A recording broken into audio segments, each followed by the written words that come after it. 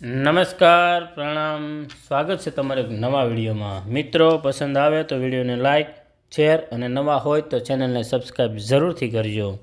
શ્રીમદ દેવી ભાગવત મહાભીષ અને ગંગાજીને બ્રહ્માજીનો શાપ, શાંતનુ અને ગંગાજીનો વિવાહ, 7 વસુ અને ભીષ્મનો જન્મ। સુતજીએ મુનિગણોને માસી પુત્રી સત્યવતીને શાંતનુ અને સ્વીકાર કર્યો તથા વ્યાસજીના જન્મની કથા કહી સંભળાવી। પરંતુ મુનિઓની જિજ્ઞાસા અને કથાઓ સાંભળવાની ઈચ્છાઓ પૂરી થતી જ નથી। તેથી તેઓ સુતજીને પ્રશ્ન કરી પોતાની અન્ય કથાઓ ભક્તિભાવથી સુતજીના મુખેથી સાંભળી ધન્યતાનો અનુભવ કરે છે। આથી તેઓએ સુતજીને પ્રશ્ન કર્યો, હે સુતજી, મહાભીષ અને ગંગાજીનો વિવાહ થયો કે નહીં? બ્રહ્માજીએ ગંગા અને મહાભીષને શાપ કેમ દીધો? શાંતનુની પ્રથમ પત્ની કોણ હતી જેનાથી ભીષ્મનો જન્મ થયો? આ ભીષ્મ વસુ કહેવાય છે કેમ કે તે શાંતનુ પુત્ર ભીષ્મએ ઘોર પ્રતિજ્ઞા ક્યાં કારણસર લીધી? આપ અમને તૃપ્તિ થાય તે માટે આ સર્વ વૃત્તાંત કહી સંભળાવો। મુનિવર્યના પ્રશ્નથી સુતજી પ્રસન્ન થયા અને કહેવા લાગ્યા, હે મુનિઓ, આપ લોક કલ્યાણ અર્થે જ આપની જિજ્ઞાસા વ્યક્ત કરી વધારે કથાઓ સાંભળવા માટે પ્રશ્ન કરો છો, તેથી હું ઘણી પ્રસન્નતા અનુભવું છું। સાંભળું। ઈક્ષ્વાકુશમાં એક મહાભીષ નામે રાજા હતો। તેઓ તેમના સત્યવાદીપણાથી ચક્રવર્તી રાજા તરીકે પ્રખ્યાત થયા હતા। એમણે 1000 અશ્વમેઘ યજ્ઞો તથા 100 વાજપેયી યજ્ઞ કરાવ્યા હતા અને આથી જ મહાભીષ રાજા ઉપર ઇન્દ્ર પ્રસન્ન થયા હતા અને તેના ફળ સ્વરૂપે તેઓ સ્વર્ગના અધિકારી થયા। આ રાજા મહાભીષ એકવાર બ્રહ્માજી પાસે ગયા। ત્યાં બધા દેવતા બ્રહ્માજીની સેવા કરવા હાજર હતા। ગંગાજી પણ પોતાના પિતામહની સેવામાં હતા। તેઓ સમયે અત્યંત વેગથી પવન આવ્યો અને ગંગાજીના વસ્ત્રો ઉડ્યા। તેથી દેવતાઓએ પોતાની નજર તૃત જ ધરતી તરફ કરી દીધી। ત્યારે રાજા મહાભીષ પણ ત્યાં હતા, પરંતુ તેમણે નિર્ભયતાથી તેમની નજર ગંગાજી તરફ રાખી। ત્યારે ગંગાજી પણ તેમની તરફ જઈ રહ્યા હતા અને આ રીતે તેઓ બંને એકબીજા પ્રતિ આકર્ષણ પામી ચૂક્યા હતા। બ્રહ્માજી આ જોઈ ગયા અને એમને ક્રોધ આવ્યો। ક્રોધમાં ગંગાજીને અને મહાભીષને એક સરખો શાપ આપી બેઠા કે જાઓ રાજન, તમે મૃત્યુ લોકમાં જન્મો। આ શાપ ગંગાજીને પણ આપ્યો। એ સમયે 8 વસુઓ વશિષ્ઠ બાપજીના આશ્રમે તેમની પત્નીઓ સાથે રાખી આવ્યા। આશ્રમમાં એક નંદિની નામની ગાયને જોતા જ જે પ્રધાન વસુ હતા તેમનું નામ ધો હતું। એમના પત્નીએ પૂછ્યું, હે નાથ, આ ઉત્તમ એવી કામધેનુ ગાય કોની છે? ત્યારે ઘો એ કહ્યું, હે સુંદર સ્ત્રી, આ વશિષ્ઠ મુનિનો આશ્રમ છે અને આ ગાય પણ એમની જ છે। અને જે સ્ત્રીને અથવા પુરુષને આ નંદિની નામની કામધેનુ ગાયનું દૂધ પાન કરવા મળી જાય અથવા પાન કરે તો તેને 10,000 વર્ષનું આયુષ આપો। આપ મળી જાય એટલે કે તે જીવી શકે તથા તેની યુવાની કાયમ રહે છે। ધો થકી આ કામધેનુની વાત સાંભળી તેની પત્ની કહેવા લાગી, મારી એક સહેલી છે, તે મૃત્યુલોકમાં છે અને એ રાજર્ષિ ઉશીનરની પુત્રી થાય, તેથી સુંદરતા અનુપમ છે।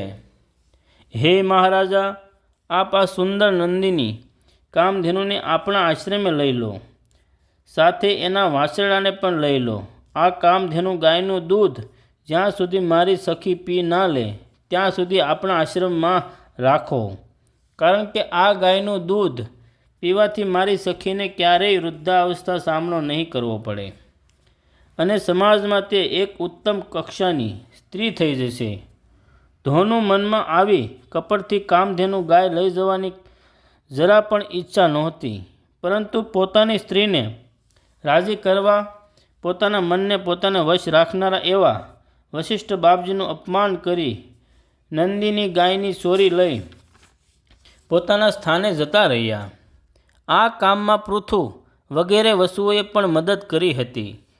અહીંયા વશિષ્ઠ બાપજી ફળ ફૂલ લઈને આશ્રમમાં આવ્યા ત્યારે નંદીની ગાયને ન જોતા ગાય અને વાછરડા કોણ ચોરી ગયું તે જાણવા માટે ધ્યાન કર્યું. ત્યારે એમને ખ્યાલ આવી ગયો કે વસુઓ મારું અપમાન કરીને ગાય વાછરડાને ચોરી ગયા છે. એટલે વશિષ્ઠ બાપજીએ એમના મનમાં એ અપરાધ બદલ બધા વસુઓને આવો શાપ દીધો: વસુઓને મૃત્યુલોકમાં જન્મ લેવો પડશે એવો શાપ આપી દીધો. આના જાણ બધા વસુઓને થઈ ગયા. તેથી તેઓ ખિન્ન થઈ બોલ્યા, આપણે શાપગ્રસ્ત થઈ ગયા છીએ. એટલે તે બધા વસુઓ ઋષિના આશ્રમે આવી વશિષ્ઠને પ્રસન્ન કરવા તેમના શરણે ગયા અને ઋષિ સામે દયામણી રાખો જોવા લાગ્યા. આથી ઋષિને દયા આવી ગઈ. તેથી તેઓ બોલ્યા, તમારે 1 વર્ષ સુધી જ માનવ યોનિમાં રહેવું પડશે, પરંતુ મારી સાથે છળ મારી ગાય ચોરી જનારા મોટા ધો નામના વસુને ઘણો વખત માનવ યોનિમાં રહેવું પડશે. આશ્રમમાં આવેલા વસુઓ ત્યારે પછી ગયા રસ્તામાં તેઓએ જોયું તો મહાનદી ગંગા પણ એ જ રસ્તે જઈ રહ્યા હતા. તેથી બધા વસુઓ ગંગાજી સામે આવ્યા અને કહેવા લાગ્યા, હે દેવી, આપ પણ અત્યંત ઉદાસ દેખાઈ રહ્યા છો. હે દેવી, આપ તો નંદીમાં શ્રેષ્ઠ છો. અમારા શાપનું નિવારણ કરવા આપ અમને મદદ કરો. તમે જ મનુષ્ય યોનિમાં જન્મ લઈ લો અને ત્યાર પછી અમે તમારા પુત્ર થઈ અવતરશું. ત્યારે તમે અમને એક પછી એક જળમાં પધરાવી દેજો. આમ અમે શાપ મુક્ત થઈશું. મહારાજ શાંતનુ એક અત્યંત સત્યવતી રાજવી છે અને રાજર્ષિ પણ છે. તેને આપ અપનાવો અને તેની સાથે વિવાહ કરી પતિ બનાવો. વસુઓની વાત સાંભળી ગંગાજીએ તુરત જ પોતાની સંમતિ આપી દીધી. ત્યારે બધા વસ્તુઓ પોતે પોતાના સ્થાને ચાલ્યા ગયા અને દેવી ગંગા પણ ત્યાંથી આગળ ચાલી નીકળ્યા. એમના મનમાં વારંવાર વિચાર આવતા રહ્યા. એ જ સમયે ગળામાં મહાભીષનો જન્મ મહારાજ પ્રતીકને ત્યાં પુત્ર રૂપે થયા. એમનું નામ શાંતનુ રાખવામાં આવ્યું. આ શાંતનુને રાજર્ષિ ઉપાધિ મળી. જે સમયે રાજા પ્રતીક સૂર્યનારાયણનું સ્તવન કર્યું એના પ્રત્યે ફળ સ્વરૂપ એક સુંદર કન્યા જળમાંથી નીકળી અને પ્રતીકના ખોળામાં આવીને બેસી ગયા. મહારાજ પ્રતીકને આથી ઘણી નવાઈ લાગી. પેલી સુંદર કન્યાને પૂછવા લાગી, હે સુંદરી, તું આમ મારી પવિત્ર ડાબી જાંઘ ઉપર કેમ આવીને બેઠી? ત્યારે પેલી સુંદરી કહેવા લાગી, રાજેન્દ્ર, તમે તો કુરુવંશના એક મહાપ્રતાપી પુરુષ છો. એટલે હું આપને મારા પતિ થવા એવી ઈચ્છા કરીને હું આપની ગોદમાં બેઠી છું. આપ મારી સેવાનો સ્વીકાર કરો. ત્યારે પ્રતીક રાજા પેલી સુંદર કન્યાને કહેવા લાગ્યા, હે કલ્યાણી, આપ કામવશ પતિની ખેવના કરતી પારકી સ્ત્રી સાથે હું સંગ નથી કરતો, પરંતુ હે ભામિની, આ મારો ખોળો મારી પુત્રી કે મારી પુત્ર વધુ માટે પવિત્ર ખોળો છે. માટે કરીને તું મારા પુત્રની સાથે વિવાહ કર અને મારી પુત્રવધી બની જા. પેલી સ્ત્રી પ્રતીકની વાત અને ઈચ્છા સાંભળી ત્યાંથી ચાલી નીકળી. અહીંયા પ્રતીક રાજા પણ પોતાને સ્થાને આવી પહોંચ્યા. થોડો સમય વીતતા રાજા પ્રતીકને ત્યાં પુત્ર જન્મ થયો. આ પુત્ર જોત જોતામાં યુવાન થયો. ત્યારે મહારાજ પ્રતીક તેનું પેલી સુંદર કન્યાની વિગત જણાવી અને કહ્યું, તું એ સુંદર સ્ત્રી સાથે લગ્ન કરી તારી પત્ની બનાવી લે, પરંતુ તું જ્યારે તેની નદી કિનારે બેઠેલી જોઈને તેની પાસે જઈ તેને એમ પૂછીશે નહીં કે હે સુંદરી તું કોણ છો, પરંતુ તું એને તારી ધર્મપત્ની બનાવી લે, એ જ તારા સુખી જીવન માટે ઉચિત છે. સૂતજી કહેવા લાગ્યા, હે મુનિઓ, આમ પોતાના પુત્રને મહારાજા પ્રતિકે આજ્ઞા કરી અને ખૂબ જ પ્રસન્ન ચિત્તે તેમણે પોતાના પુત્રને રાજગાદી તમામ સંપત્તિ સોંપી દીધી. ત્યાર પછી પોતે વનમાં ચાલ્યા ગયા અને મહાદેવી જગદંબાઈ આરાધના તપ દ્વારા કરવા લાગ્યા અને ત્યાર પછી તેઓએ દેહ ત્યાગી સ્વર્ગલોક ચાલ્યા ગયા.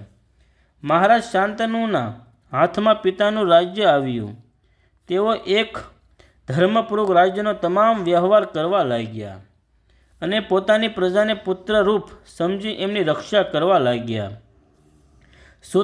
સૂતજી કહેવા, આમ પ્રતિક રાજાના સ્વર્ગવાસ પછી આ સતધર્મી મહારાજ શાંતનુ શિકાર કરવાનો વિચાર કરી સુંદર વસ્ત્રો આભૂષણો પહેરી ચાલી નીકળ્યા અને પેલી નદીને કિનારે આવી પહોંચ્યા તો ત્યાં તેમને પેલી પોતાના પિતાએ કહી હતી તે સુંદર સ્ત્રી બેઠી જોઈ અને જોતા શાંતનુ તેની પાસે ગયા. પેલી સુંદર સ્ત્રી ખ્યાલ આવી ગયો કે એ જ મહારાજા મહર્ષિ છે. રાજા શાંતનુ તેની પાસે આવી કહેવા લાગ્યા, હે સુંદરી, તું કોઈ દેવી તો કે પછી માનુષી, ગંધર્વો કે યક્ષિણી, નાગકન્યા અથવા તો સ્વર્ગની અપ્સરા છો. તું જે કોઈ હો, તું મારી ધર્મપત્ની બની જા અને સુખી થા, એ જ તારા માટે ઉચિત છે. સૂતજી કહેવા લાગ્યા, રાજા શાંતનુ ખ્યાલ નથી કે તે સ્ત્રી ગંગા પોતે છે, પરંતુ ગંગાને ખ્યાલ આવી ગયો કે રાજા આજ મહાભીષ છે, એટલે કહેવા લાગી, મહારાજ, હું તમને ઓળખું છું.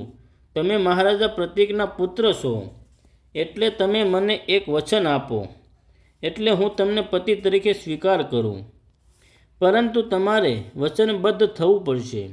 શાંતનુએ પોતાની સંમતિ દર્શાવી એટલે ગંગાએ કહ્યું, રાજન, તમને પતિ તરીકે સ્વીકારી હું તમારે ત્યાં આવું, ત્યાર પછી હું જે કાંઈ કાર્ય કરું તે સારું કાર્ય હોય કે ખોટું કાર્ય હોય, તે કાર્ય કરતાં તમારાથી મને રોકી નહીં શકાય કે મને કોઈ કટુક વચનો સંભળાવવાનો કોઈ અધિકાર તમને રહેશે નહીં.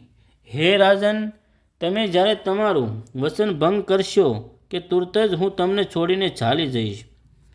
બોલો. ત્યારે શાંતનુ કહે, હે સુંદરી, તમારી શરત મને મંજૂર છે. એમ જ્યારે શાંતનુએ કહ્યું એટલે ગંગા પોતાના પૂર્વ પ્રતિ મહાભીષને શાંતનુનું રૂપે સ્વીકાર કરી લીધા અને પેલા વસુએ જન્મ ધારણ કરવા માટેનો માર્ગ મોકળો થઈ ગયો. ઘણો સમય વીત્યા પછી ગંગાને ગર્ભ રહ્યો અને પુત્ર રૂપે વસુનો જન્મ થયો. એટલે ગંગાએ નવજાત બાળકને લઈને નદીમાં પધરાવી દીધું. આમ એક પછી એક એવા 7 વસુઓ પુત્ર રૂપે જન્મ લીધો અને એ 7 ગંગાએ નદીમાં પધરાવી દીધા. આથી શાંતનુને પારાવાર દુઃખ થયું. એમ છતાં વચનબદ્ધ હોય તેઓ ગંગાને કોઈ કહી શકાય નથી, પરંતુ અંદરને અંદર દુઃખી થયા કરે છે. પણ જ્યારે 8મો પુત્ર થતાં ગંગા તેને લઈને જળમાં પધરાવી જતી હતી, ત્યારે શાંતનું પરિણામ પરવા ના કરતા ગંગાને આપેલું વચન તોડી અટકાવી કહેવા લાગ્યા, તે મારા 7 પુત્રને મારી નાખ્યા છે, પરંતુ મેં તને રોકી નથી. હવે આ 8મા પુત્રને તું જીવન દાન દે. પૂર્વ જે વસુએ વશિષ્ઠની ગાયની ચોરી કરી હતી તે ધો નામનો આ વસુ 8મો પુત્ર થયો હતો. ગંગા કહે, મહારાજ, નથી જાતી. તમે મને આપેલું વચન તોડ્યું છે, માટે હું અહીંયાથી ચાલી જાઉં છું અને આ પુત્રને પણ લઈ જાઉં છું. જે મોટો થતાં હું તમને પાછો આપી દઈશ. ત્યારે શાંતનુથી રહેવાયું નહીં અને ગંગાને કટુક વચનો સાંભળવા લાગ્યા. તેમ છતાં ગંગા શાંતનુને એ સ્થિતિમાં મૂકી પેલા 8મા વસુને લઈને ચાલવા લાગ્યા. નદી કિનારે આવી ત્યારે પાછળ દુઃખી થતા અને આંસુ વહાવતા શાંતનુને આવતા જોઈ ગંગા કહેવા લાગી, હે રાજન, તમને હું એ રહસ્ય સમજાવું. બ્રહ્માજીના શાપથી 8 વસુઓને માનવ દેહ ધારણ કરવો પડ્યો હતો અને તેથી તેઓ મારા પુત્ર તરીકે અવતરવા લાગ્યા. પરંતુ તેઓએ મને વિનંતી કરી હતી કે હે ગંગાજી, તમે અમને જન્મતાની સાથે જ જળમાં પધરાવી દેજો, જેથી કરીને અમે બ્રહ્માજીના શાપમાંથી મુક્ત થઈ જઈશું.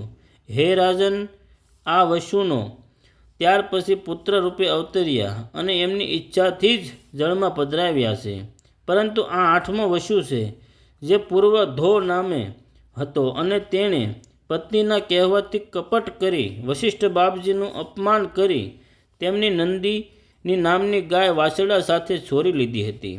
વશિષ્ઠજીએ આ ધોને પણ શાપ આપ્યો હતો કે તારે માનવ યોનિમાં જન્મ લઈને ઘણો વખત જીવવું પડશે. એટલે આ 8મો વસુ પુત્ર રૂપે હું તમને સોંપું છું. આજથી એ ગંગાએ નામથી પ્રસિદ્ધ થશે. આપ તેને લઈ જાઓ અને સુખી થાઓ ને પુત્રને હોનહાર બનાવો, કારણ કે આ મહાયોદ્ધા થવાને સર્જાયો છે. ત્રણેય લોકમાં તે મહાપરાક્રમી, બળવાન, ધનુષધારી થશે અને પ્રખ્યાત થશે. હવે તમે મારી એક વાત માનો. પુત્ર બાળક અવસ્થામાં છે અને તેને માતાની જરૂર પડે છે. માતા જ પોતાના પુત્રને સમજી શકે છે. માટે કરીને તેનું પાલન પોષણ હું કરીશ અને તે મોટો થશે ત્યારે તમને સોંપી દઈશ. હે નરેશ, તમે મને ઓળખી નથી. હું જ તમારા પૂર્વજન્મની પ્રેમિકા ગંગા છું. આમ કહી ગંગા બાળકને લઈ અંતર ધ્યાન થઈ ગઈ.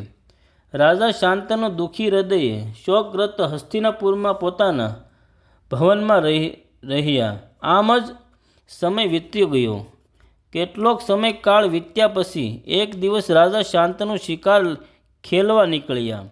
ગંગા નદીને કિનારે આવતા તેમણે જોયું કે કોઈક સુંદર ચહેરાવાળો, સુગઠિત સ્નાયુબદ્ધ શરીર છે અને હાથમાં મોટું ધનુષ છે અને એ બાળક ધનુષ ઉપર બાણ ચડાવી લક્ષ્યબંધ કરતો હતો. આ જ એની રમત હતી. શાંતનુ વિચારવા લાગ્યા, આટલો સુંદર અને પરાક્રમી સ્નાયુબદ્ધ શરીરવાળો આ બાળક કોણ હશે? આવું વિચારે છે એટલામાં જ ગંગા ત્યાં પ્રગટ થયા અને કહેવા લાગ્યા, રાજન, આ તમારો પુત્ર છે. મેં તેનું પાલન પોષણ અને આજ સુધી તેની રક્ષા મેં કરી છે.